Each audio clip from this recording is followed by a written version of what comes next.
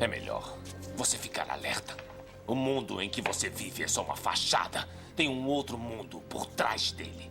O mundo verdadeiro.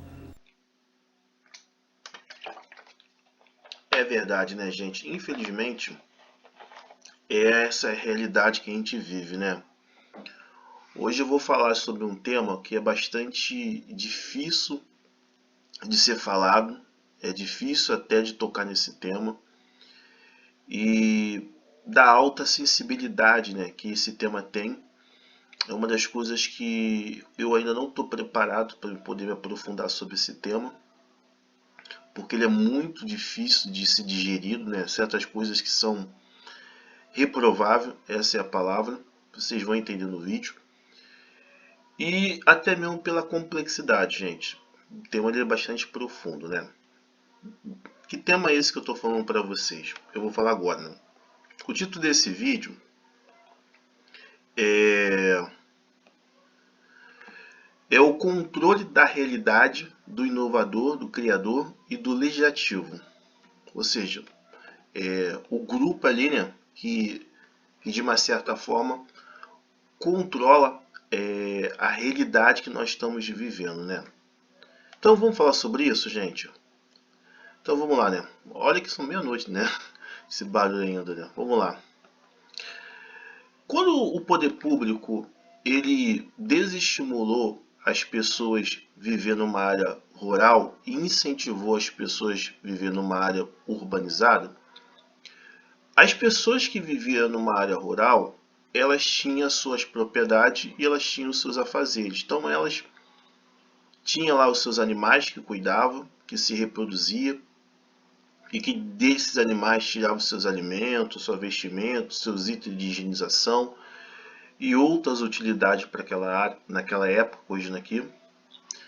Tinha também as suas plantações, que fazia suas plantações, da sua alimentação, ou para sua higienização, ou até mesmo para sua cura, para o seu tratamento, para sua saúde. Tinha também o seu tratamento de água, então cada uma terra tinha sua forma de captar sua água, tratar aquela coisa toda. Cuidava da sua propriedade, né? Tanto das terras, tanto também, de fato de verdade, da sua casa, da sua moradia.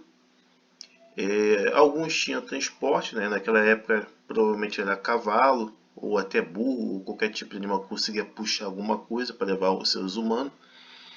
Que era possível, né? Hoje dessa forma, né? E também tinha ali o seu relacionamento, né? Sua convivência com seus familiares, com os vizinhos. Tinha ali o seu grupo ali de convivência, de diálogo. Era uma vida muito mais não é regrada, né? Mas era uma vida muito mais participativa, muito mais leve, sem tantos deveres, que acabou se tornando na urbanização.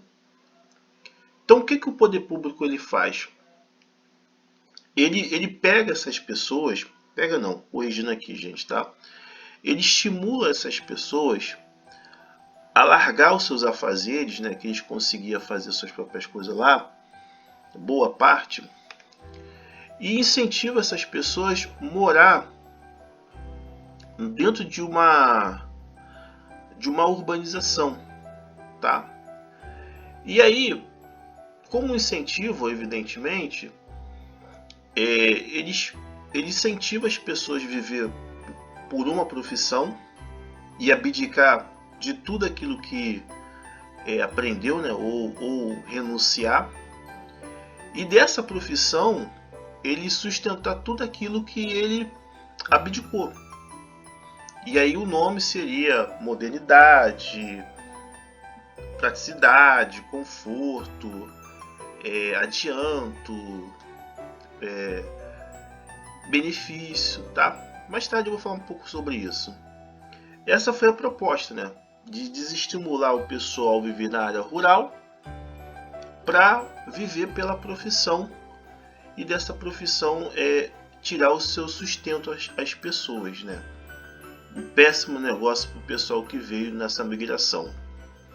Então tá aqui na foto aqui, não sei se está muito pequena a foto, né? Porque eu acredito que depois, quando fazer a publicação, o vídeo vai ficar menor.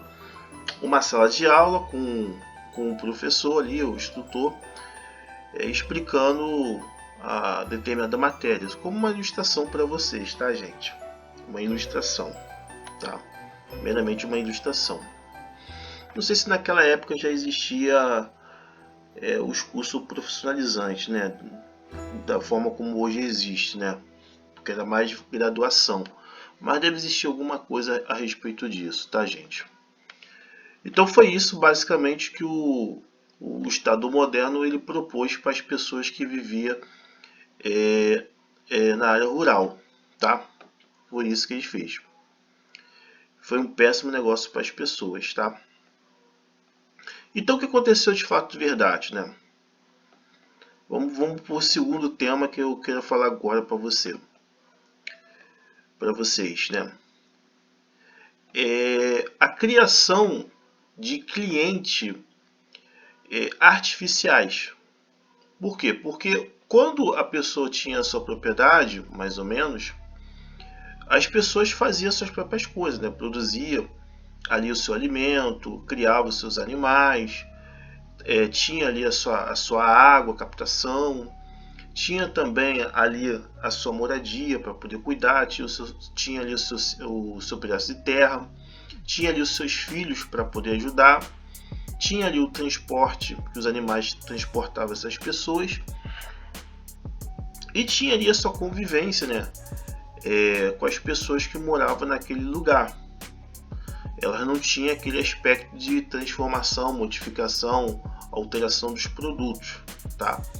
Quem vem com essa ideia, evidentemente, é a necessidade de manter esse funcionamento da cooperativa, tá?